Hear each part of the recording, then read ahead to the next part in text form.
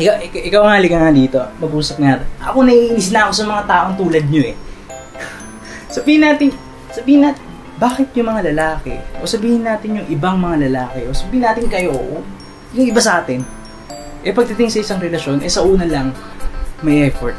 Sa una lang, may oras. Sa una lang, laging gumagawa ng paraan para magkasama, magkausap, magbanding, kumain, magkita. Tipong kulang na lang yung buong 24 oras nila. Ilaan nila para sa taong yun. Kasi special daw yung taong yun para sa kanila. Pero, sa una lang. Hindi ka ba katigas? Ba't ganun? Alam mo, hindi ko maintindihan sa ibang mga lalaki. Bakit kung kailan naging sila na?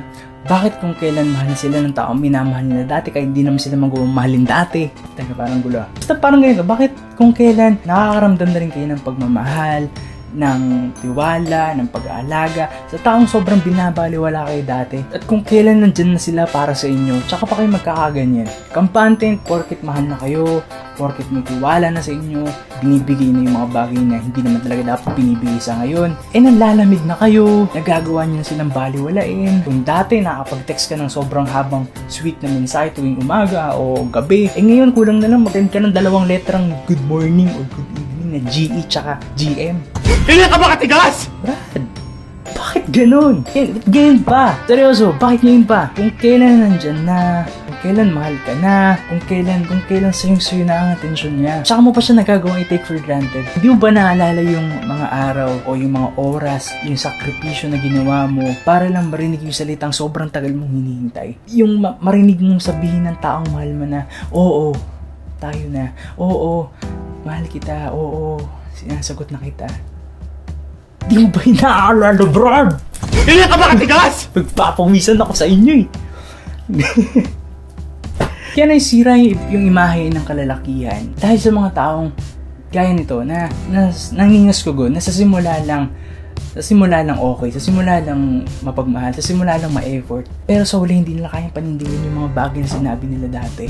Hanggang simula lang sila. Kasi alam niyo ako, sobrang daming kaibigang babae na alam yung lalapit sa'yo, tapos tatanungin sa'yo, sabihin sa'yo na, bakit ganun? Bakit ganito? Bakit ganyan? Bakit ganito na siya ngayon? Bakit nandalamig siya? Bakit nagbabago siya? Tapos ako naman naawa ko na parang naisip ko, bakit kailangan mong maranasan yan? Bakit nararamdaman mo yan? Ang ganda mo pa! Na parang gusto ko na lang akapin at sabihin na dito ka na lang sa akin. Dito ka na lang para hindi ka masaktan.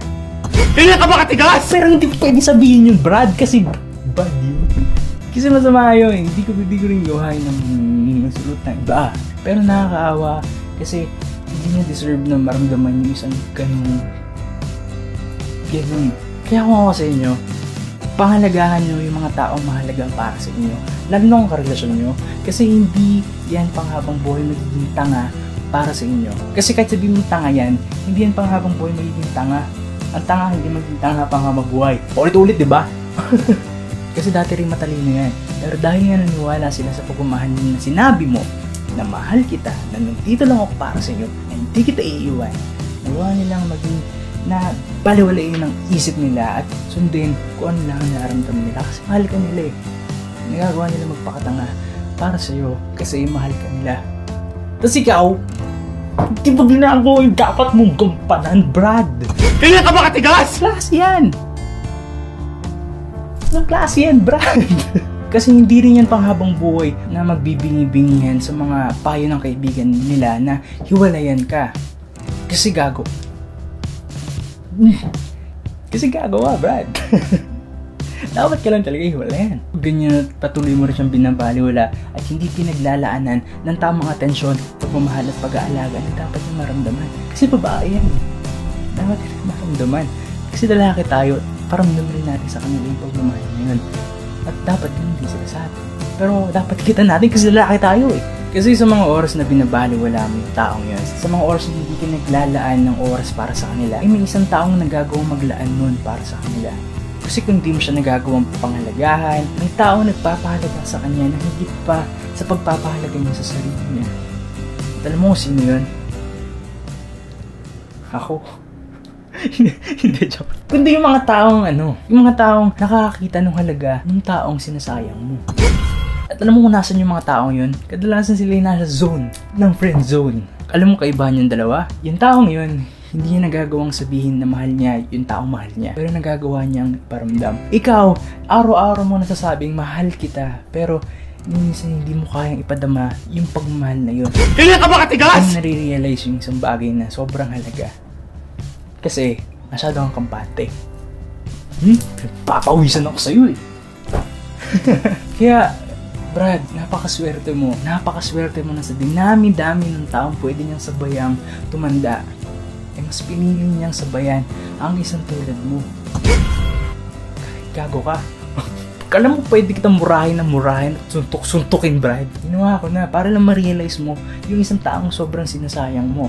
Kasi, sabi nga nila, ma-realize mo lang isang bagay pag wala na yun. At ayoko naman mangyari sa iyo yun. Kaya mo rin naman siguro na ayusin yung sarili mo, na itama yung mga mali mo, at pagkampanan yung dapat mong kampanan bilang isang kasindahan niya, bilang isang boyfriend niya. Kasi ang in relationship, hindi lang yung pang Facebook. Hindi lang yung status sa Facebook yan. Ang girlfriend mo na yan, hindi lang yan kasama sa profile picture mo. Yung taong sobrang kailangan mong ingatan. Kasi hindi yung panghabang buhay nandyan para sa'yo. Lalo na kung hindi mo nagagampanan yung dapat mong gampanan bilang isang taong mahal nila. Hindi ka ba katigas? Kasi sayang. Kasi maraming taong gustong tumayo sa kinatatayuan mo. Maraming taong gustong humawak ng kamay niya at higitan pa yung mga bagay na nagawa mo para sa kanya. Nainis lang ako dun sa mga tao na hindi nila kayang pangalagahan yung mga tao sa buhay niya. Kasi sayang. Hindi kung pwede mo na silang saluhin na dito ka na lang na. Parang hindi nasasaktan.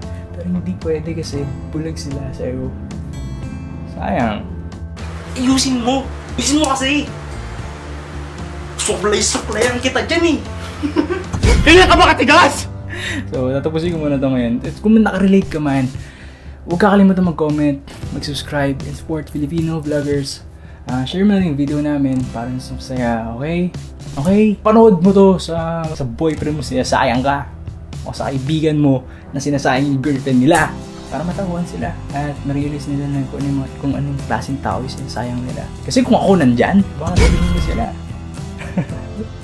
Joke lang. So, bye-bye!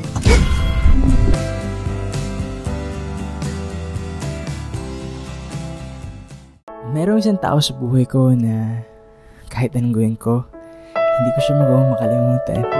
Isang taong nagparamdam sa akin na